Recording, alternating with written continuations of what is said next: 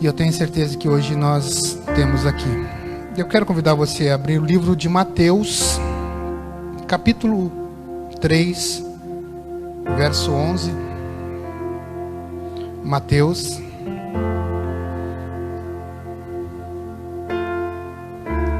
3, 11. Nisso, alcança meu óculos ali para mim.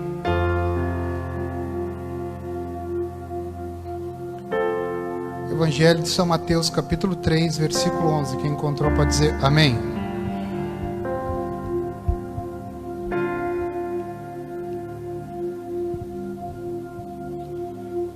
Aleluia. Que diz assim: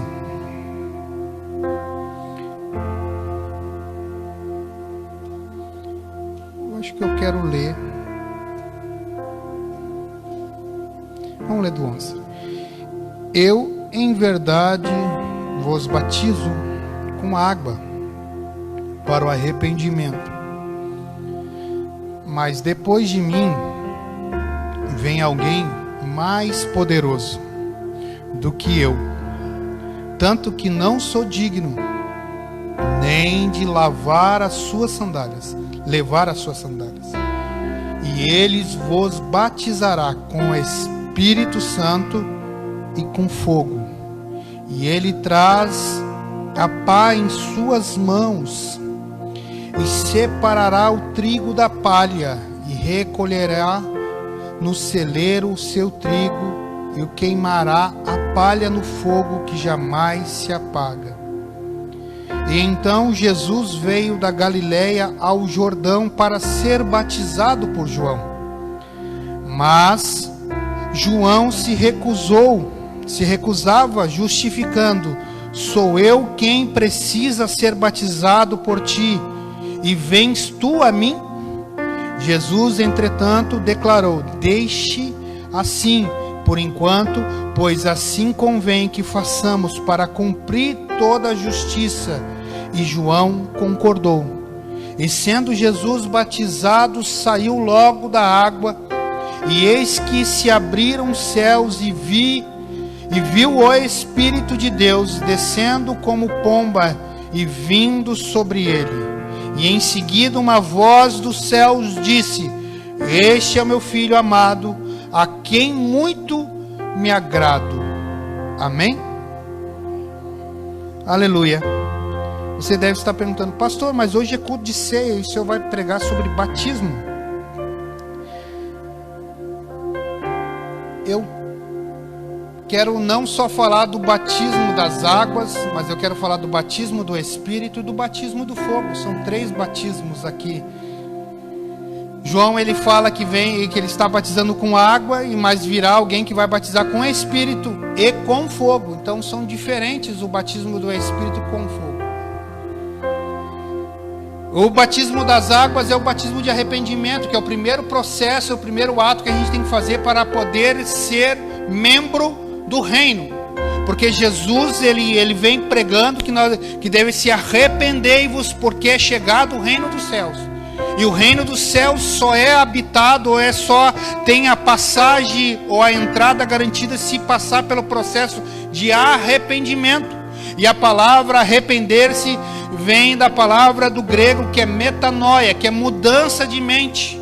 Eu posso ser batizado nas águas, ser batizado com o Espírito Santo e não ter uma mente renovada, não ter uma mente transformada, porque eu não me arrependo dos atos que eu faço, porque Jesus, ele não veio a este mundo para nos tirar do pecado, ele veio para tirar o pecado que habitava em nós. Você possa entender que às vezes a gente diz assim: eu deixei o pecado, mas às vezes o pecado não deixou a sua vida e nem a sua mente. Então, nesta noite, para você poder entender, Jesus, ele veio tirar o pecado de dentro de nós, aquele que habita dentro de nós, que fica nas estreitas, tentando nos levar à condição de retornarmos a sermos pecadores sem salvação.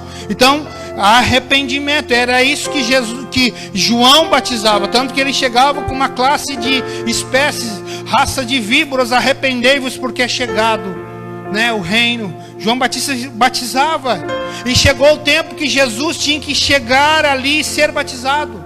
Tem coisas que vão acontecer na nossa vida, que é o tempo de Deus. E às vezes a gente vai falar, não sou digno de estar fazendo isso. Mas Jesus falou para João, não, mas tem que ser assim. Por enquanto vai ser assim, para que venha se cumprir. Eu quero dizer para você, as lutas estão vindo porque tem que ser assim, para se cumprir. Não tem como a gente impedir a minha oração, meu irmão, meu jejum, que foi dia 1º ali, que eu entrei nesse jejum, que estava todo o Brasil de novo jejuando. Não era para mim Deus abrir a porta financeira para mim, não era para Deus me cobrir de uma unção, que a enfermidade, o vírus corona não viesse pegar em mim. Não, a minha consagração e a minha oração é: Senhor, eu me arrependo de tudo que eu fiz, e papai querido, eu sou pó, não sou digno, não sou merecedor.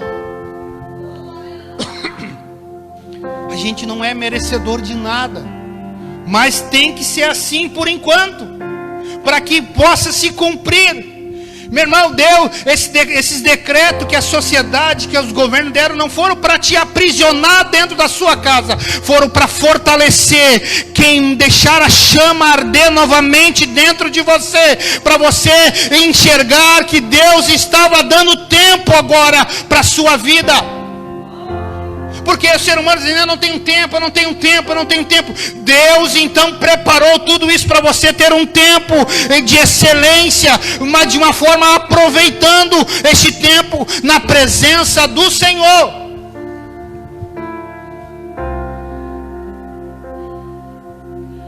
E a minha maior preocupação, irmãos, não era só com o que estava acontecendo com os governos, mas com a igreja do Senhor, que era para fazer a diferença. Eu cheguei a fazer dois vídeos um vídeo de leitura para você ler na quarentena, e dei livros com a leitura bem boa, bem proativa. Pastor, o que é proativa? Aquelas que vão te ativar, que vão te levar para algum lugar, né? As leituras fáceis, nada de linguagem complicada. Dei 4 livros para vocês lerem, em 40 dias dava para ler. E depois eu fiz um vídeo falando de 4 filmes que você poderia assistir tanto na Netflix como no YouTube, porque o que a gente estava vendo eram os irmãos. Eu estou vendo o Poço, eu estou vendo isso aqui com fulano e ciclano assistindo Churisco, né? Para não dizer os nomes dos filmes. E eu disse, Jesus, a igreja era para estar aproveitando esse tempo e orando, ou assistindo algo produtivo, ou lendo algo que viesse produzir na sua vida, algo que viesse ativar o seu relacionamento com a sua família, ativar o seu relacionamento com seu marido, reativar o seu relacionamento com seus filhos, reativar o relacionamento com Deus. Nesse fato que está acontecendo, que o Brasil e o mundo está vivendo, eu vi algo que eu não imaginava passar. Eu disse assim, eu vou passar por essa terra e não vou passar por esse período de reclusão social, de ficar trancado dentro de casa, de não poder abrir a igreja. Isso aí é lá naqueles países lá da África, isso aí é lá naqueles outros países, que a perseguição, que aqueles outros...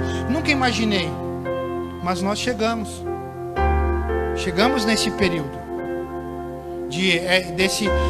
dessa reclusão social, desse esfriamento de comunhão, desse isolamento, que é o que mais mata num corpo vivo, é as células ficarem separadas do corpo. Ela vai morrer, elas vão secar, elas vão minguar.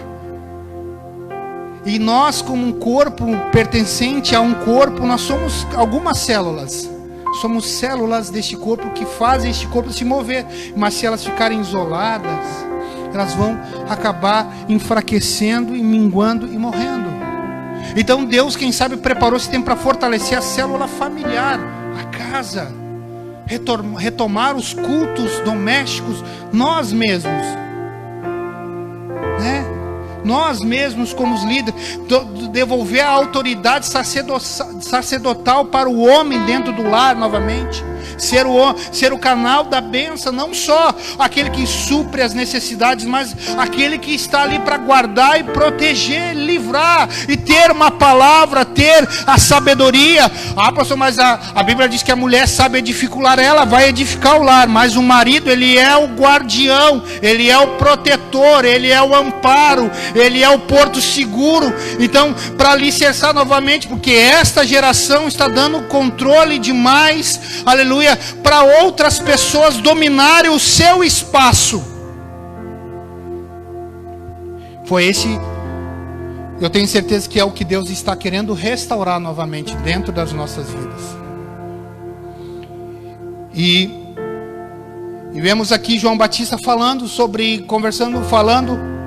eu vim para batizar com água, mas vai vir alguém com o Espírito Santo. E daí o maior exemplo nós temos lá no Atos 2, que é o batismo do dia do Pentecoste. E se você não sabe, 28 de maio é a celebração do Pentecoste no calendário judaico. Mais ou menos um período de 40 dias a igreja ficou orando. 120 irmãos orando.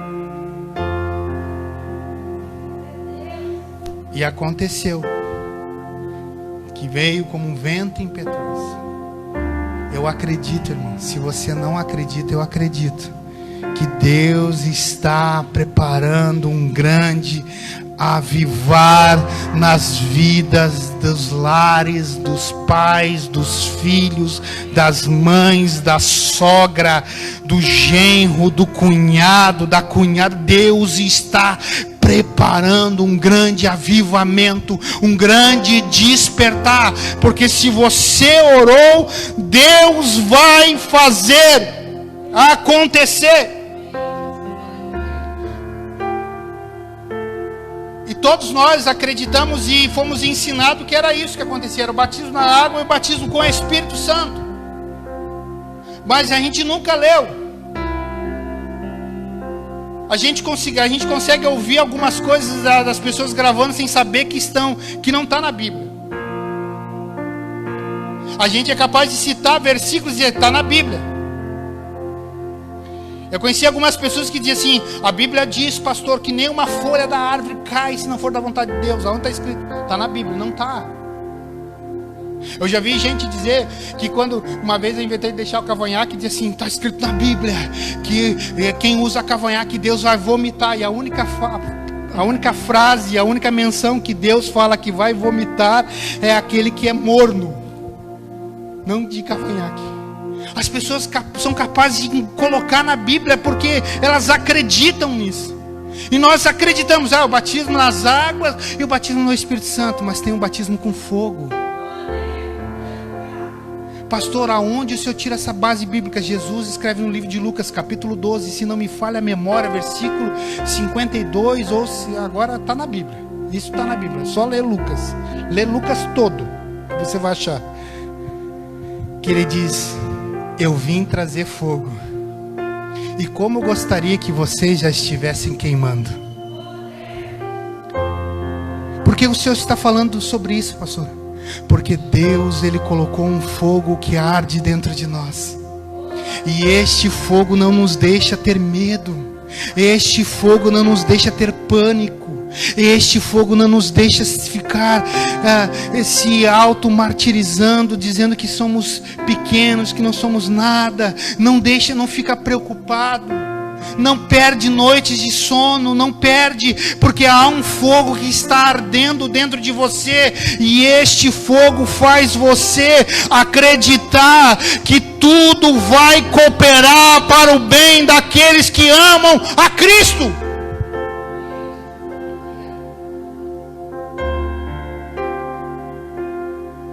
Você não tem medo, não.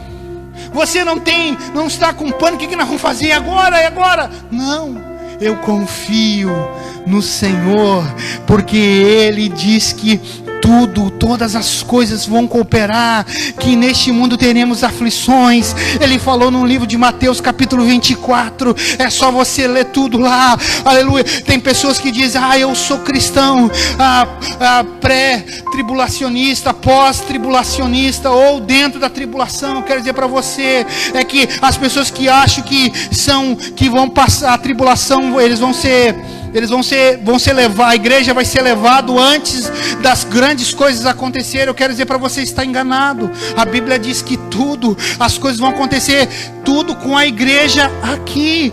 Com o dia que eu li e entendi isso, eu disse, meu Deus, Jesus, eu estou cansado de tanto sofrer, ainda vou sofrer mais um pouco. E eu Espírito Santo, mas eu avisei que neste mundo tereis aflição.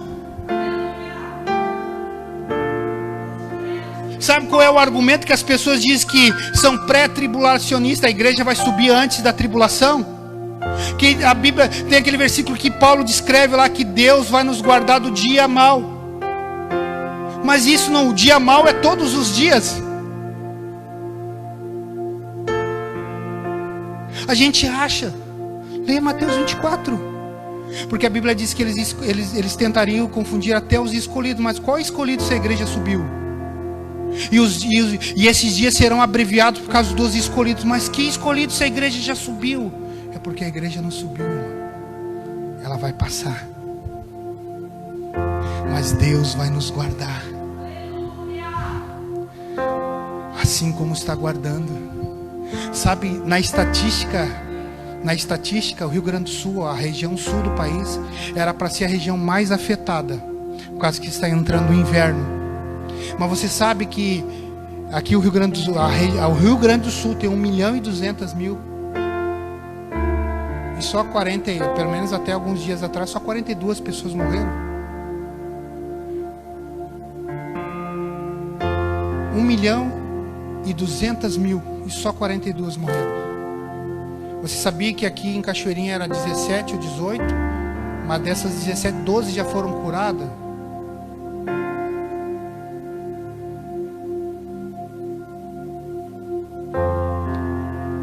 Você sabia que morre 28.000 pessoas por ano lá no Nordeste porque toma água contaminada?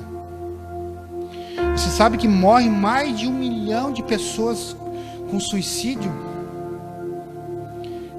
O que essa enfermidade está matando não chega a 1% da população. Que o H1N1 matou, a influenza matou muito mais. É porque essa enfermidade a gente não tem um remédio ainda. Por isso que tudo aquilo que a gente não sabe lidar, a gente acha que é o fim. Mas não é. Não é. Morre mais crianças de fome do que já morreu em todo o mundo por essa doença. E morre por dia. Então a gente precisa ter o discernimento, irmãos. Entender que nós temos o fogo que arde dentro de nós. Nós temos o poder. Porque nós vamos ter que passar pelo batismo do fogo para você poder suportar as provas, as lutas. Porque de que forma o ouro é purificado? Passando pelo fogo. A Bíblia diz que as nossas obras, elas serão julgadas pelo fogo. Então só quem tem fogo pode produzir fogo e pode fazer obras à prova de fogo. Por isso que eu estou falando, Jesus disse, eu vim trazer fogo, mas como eu gostaria que vocês já estivessem queimando. E que a gente olha para a igreja no nosso Brasil, uma igreja amedrontada, uma igreja sem fogo, porque não consegue entender e não consegue ver que tudo Deus está trabalhando por um propósito, e o propósito é nos levar mais perto dele. Porque toda a crise que aconteceu na Bíblia era para aproximar. O povo orou e o mar ali se abriu.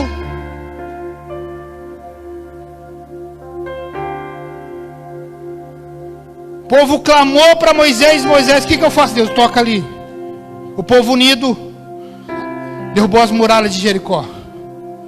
O povo unido venceu as batalhas com a ajuda de Arão e Ur, erguendo os braços de Moisés. A igreja unida, ela é uma igreja vencedora, uma igreja que não perde. A igreja unida. Por isso que eu digo e penso que o Brasil é o país que produz os cristãos mais fracos da galáxia. Eu estou incluindo todos os planetas, multiversos e super-heróis que você possa imaginar. Porque a gente vê, pega e lê, irmãos. Compre, é barato, R$ 34,90 na Luz e Vida lá, Mártires de Coliseu. Você vai ver Enéas sendo condenado para a arena e os leões ser devorados por os leões. Os familiares deles que negaram Jesus em volta dele, nega. O filho, pai nega, o neto nega. E eles, não. Quando estas feras estiverem triturando os meus ossos aqui e o meu sangue caindo ao solo daquela arena, eu estarei assentado com o meu Senhor nas mansões celestiais. Policarpos, 85 anos, foi condenado a morrer queimado.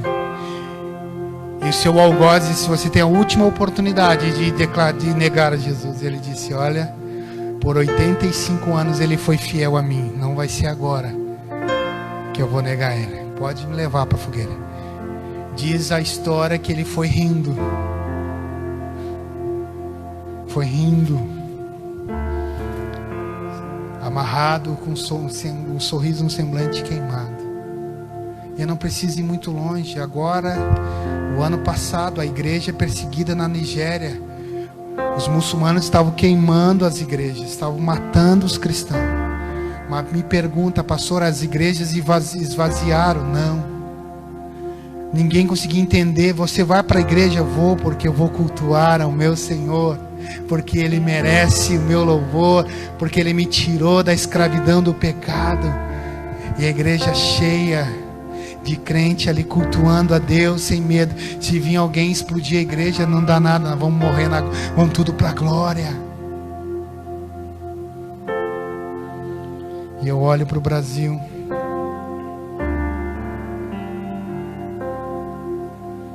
a gente troca de estar na casa do Senhor para olhar uma novela.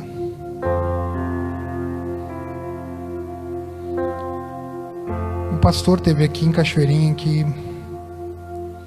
ele falando alguns relatos. Ele teve na live com o pastor Mauro também, de algumas coisas que estão acontecendo aí no mundo, mesmo com essa pandemia. E eu fiquei surpreso com a igreja desses países que são tomados pelos muçulmanos, né, pelo islamismo, pelo budismo, por todas as outras. Eu me surpreendo. E você vai ver, são pessoas que não têm a intimidade ou tempo de igreja que nós temos. São pessoas que aceitaram: ah, pastor, mas é o primeiro amor. Meu irmão, não existe primeiro amor ou último amor, é amor eterno. É o amor eterno. Não existe. Então, se vamos classificar o primeiro amor, que amor nós estamos? Por isso que está sendo banalizado até o casamento. Ah, eu amava ela há 20 anos atrás, agora não amo mais. Então passou o primeiro amor. Não. Amor eterno, para toda a vida. E eu acredito que ainda vai transcender essa vida. Por isso que é fácil. Declaração de amor agora para Nícia. Eu não consigo dizer assim, amei. Lá eu consigo dizer, eu amo. E cada dia E agora, cada dia ainda nós vamos perdendo, porque é um dia a menos nas nossas vidas. É um dia a menos de momentos, de oportunidades. E nós só vamos eu ia dizer diminuindo, não, né? Aumentando. Ou perdendo cabelo, ou aumentando. Mas se eu tenho um entendimento que o Senhor me amou sem me olhar as minhas qualidades, os meus defeitos, sem colocar condições, eu também amo, sem condicionar. E não só a Nice, que é a minha esposa, mas eu tenho que amar aqueles que me odeiam. É isso que Jesus falou. E quando nós estamos com fogo, passamos pelo batismo do fogo, a gente não perde o desejo e a vontade de fazer muito mais para o Senhor. Ele veio para batizar com o Espírito. Se você é batizado com o Espírito Santo, nesta noite eu quero dizer para você, você está passando pelo processo do batismo de fogo para transformar, fortalecer, enraizar a sua vida com Deus. É no meio das provações que os belos hinos foram cantados. No meio da provação que veio aos poemas mais lindos. É no meio da provação que se levantou homens e mulheres que mudaram a sua história. E eu não estou dizendo só quem é cristão, eu estou dizendo de pessoas que se posicionaram em meio ao caos e mudaram a sua geração, mudaram a sua vida, mudaram o seu viver e as pessoas que conviviam em sua volta. Eu quero dizer para você nesta noite, Deus trouxe você aqui para concluir o batismo com fogo, para você poder suportar as lutas que estão se levantando, para você poder dizer, olhar como Paulo disse, não vivo mais eu, mas Cristo vive em mim.